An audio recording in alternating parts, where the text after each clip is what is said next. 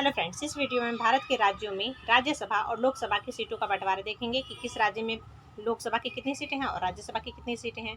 तो देखिए, जो ये सीटों का बंटवारा था वो किस आधार पर हुआ था, तो जनसंख्या के आधार पर हुआ था। यानी कि जिस राज्य में जितना अधिक जनसंख्या होगा उतनी ही अधिक राज्यसभा की सीटें होंगी और उतनी ही अधिक लोकसभा की सीटें होंगी। मान लीजिए अगर किसी राज्य में जनसंख्या कम है तो वहाँ पर राज्यसभा और लोकसभा की सीटें भी कम होंगी। तो चलिए हम देखेंगे। सबसे पहले हम पूर्वोत्तर राज्यों की सीटों के बारे में देखेंगे और उसके बाद से हम संपूर्ण भारत की सीटों के बारे में देखेंगे। हम सिक्किम की बात करते हैं। देखिए, सिक्किम में राज्यसभा की एक सीट है और लोकसभा में भी एक सीट है।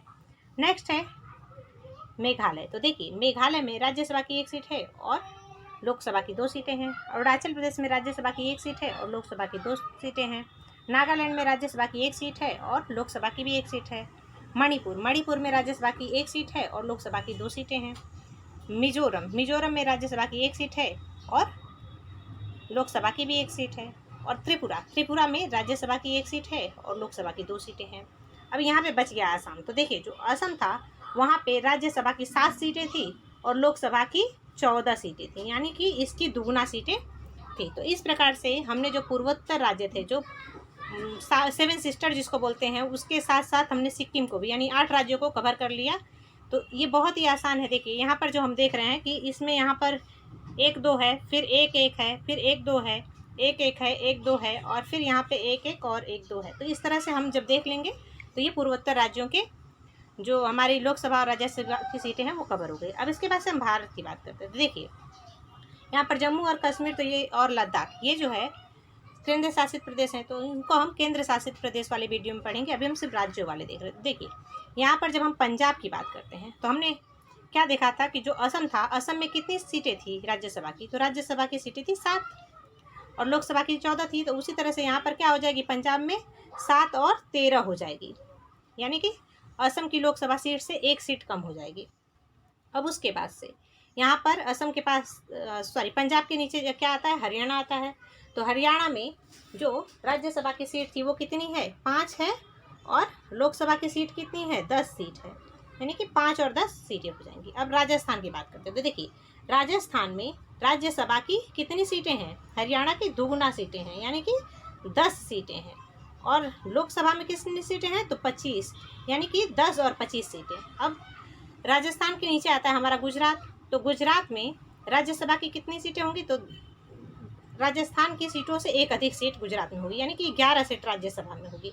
और जब राज्यसभा में 11 सीट होगी तो लोकसभा में भी 1 सीट एक्स्ट्रा होगी, यानी कि 26 सीट होगी। राजस्थान में लोकसभा की 25 सीटें थी, तो उसी तरह से गुजरात में जो है लोकसभा में 1 सीट बढ़ गई, तो कितनी हो गई, 26 सीटें। यानी कि राज्यसभा में जो था राजस्थान में 10 और 25 थी, तो यहाँ पर गुजरात में कितनी हो गई, 11 और 26। हम नेक्स्ट हम बात करते हैं महाराष्ट्र की। तो देखिए, महाराष्ट्र में कितनी सीटें हैं राज्यसभा की, तो 19, और 19 का दुगुना कितना होता है, तो 19 दूनी 38।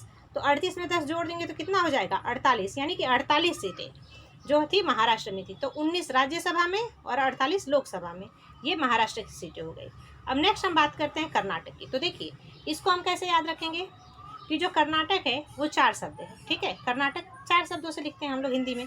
तो उस तरह से 4 तिहाई 12, यानी कि 12 सीटें जो हैं। यहाँ पर गुजरात में हमने 11 देखा था। यहाँ पर देखिए, जब हम गुजरात देख रहे थे तो हमने देखा था कि यहाँ पे राजस्थान में 10, फिर गुजरात में 11 राज्यसभा की सीटें। तो उसी तरह से जो कर्नाटक है, कर्नाटक में राज्यसभा की कितनी सीटें होंगी, तो कर्नाटक में होंगी 12।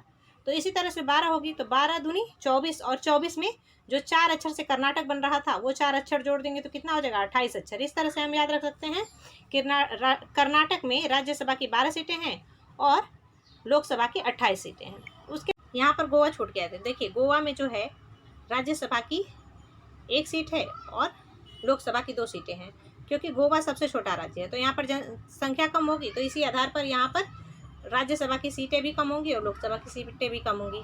अब नेक्स्ट हम बात करते हैं केरल की। तो देखिए, जो केरल है, केरल में राज्यसभा की कितनी सीटें हैं, तो 9 सीटें, और लोकसभा की कितनी सीटें हैं, तो 20, यानी कि 9 दूनी 18 और उसमें 2 एक्स्ट्रा हो गए। अब उसी के बाद से जो केरल के इधर पे तमिलनाडु हमको दिखता है, तो तमिलनाडु में केरल में जो राज्यसभा की सीटें थी उसकी दुगनी सीटें होंगी राज्यसभा की, यानी कि यहाँ पे 9 था तो यहाँ पर कितना हो जाएगा, 18। तो 18 राज्यसभा की सीटें हो गई और इसकी दुगनी जो 40 थी, यानी 40 से एक कम, यानी 39 यहाँ पर जो है लोकसभा की सीट हो गई। यानी 18 और 39 जो है, 18 और 39 केरल में, अरे सॉरी, तमिलनाडु में सीटें हैं। यानी कि 18 राज्यसभा की सीटें और 39 लोकसभा की सीटें हैं। अब नेक्स्ट हम बात करते हैं आंध्र प्रदेश की। तो देखिए, जब हम आंध्र प्रदेश की बात करते हैं तो यहाँ पे हमने देखा था कि आंध्र प्रदेश में जो गुजरात था, गुजरात में 11 सीटें राज्यसभा की थी और 26 लोकसभा की थी। तो उसी तरह से यहाँ पर आंध्र प्रदेश से इसको मैच कर देंगे। तो देखिए, आंध्र प्रदेश में कितनी सीटें होंगी, तो 11 सीटें यहाँ पर भी राज्यसभा की होंगी और यहाँ पर 26 हैं गुजरात में, तो यहाँ पर कितनी हो जाएंगी, 25 हो जाएंगी, यानी कि इससे एक कम। तो इस तरह से हम मैच करके याद रख लेंगे कि गुजरात में जो है 11 सीटें राज्यसभा की थी, तो आंध्र प्रदेश में भी 11 सीटें होंगी और आंध्र प्रदेश में गुजरात से एक सीट कम होगी लोकसभा में। अब यहाँ पर एमपी जो दिख रहा है, मध्य प्रदेश में भी 11 सीट होगी राज्यसभा की और यहाँ पर 29 सीटें होंगी मध्य प्रदेश में लोकसभा की। तो इस तरह से हम याद रख सकते हैं कि जो राज्यसभा की सीटें हैं 11, 11, 11, वो तीनों में है, मध्य प्रदेश, गुजरात और आंध्र प्रदेश में। लेकिन जो ये 25 सीटें हैं वो कहाँ पर है, आंध्र प्रदेश में है और उससे एक ज़्यादा गुजरात में और उससे भी 3 ज़्यादा, यानी कि 29 सीटें मध्य प्रदेश में है लोकसभा की।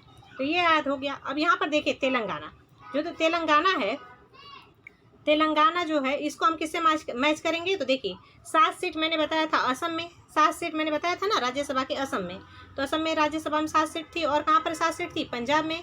तो इसी तरह से यहाँ पर जो तेलंगाना है, तेलंगाना में भी राज्यसभा की कितनी सीटें हैं, तो यहाँ पर भी 7 सीटें हैं।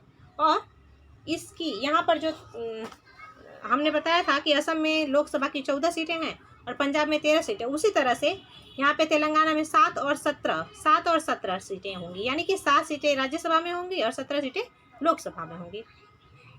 अब नेक्स्ट हम बात करते हैं उड़ीसा की। तो देखिए, उड़ीसा को हम किससे मैच करेंगे, राजस्थान से। देखिए, राजस्थान में राज्यसभा की कितनी सीटें थी, 10 सीटें और लोकसभा में कितनी थी, 25 सीटें।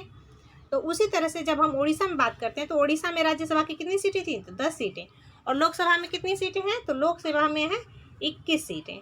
यानी कि हमारा जो उड़ीसा है वहाँ पर राज्यसभा की 10 सीटें हैं और लोकसभा की 21 सीटें हैं। तो हमने यहाँ तक कवर कर लिया। अब उसके बाद से यहाँ पर क्या आ रहा है, तो देखिए जो ये हिस्सा आ रहा है, क्योंकि हमने देखिए अब यहाँ के नीचे सारे कवर कर लिए हैं सभी राज्य, तो अब यहाँ पर आ रहा है पश्चिम बंगाल। पश्चिम बंगाल आ रहा है ना, वेस्ट बंगाल। तो देखिए वेस्ट बंगाल को हम किससे मैच करेंगे, महाराष्ट्र से।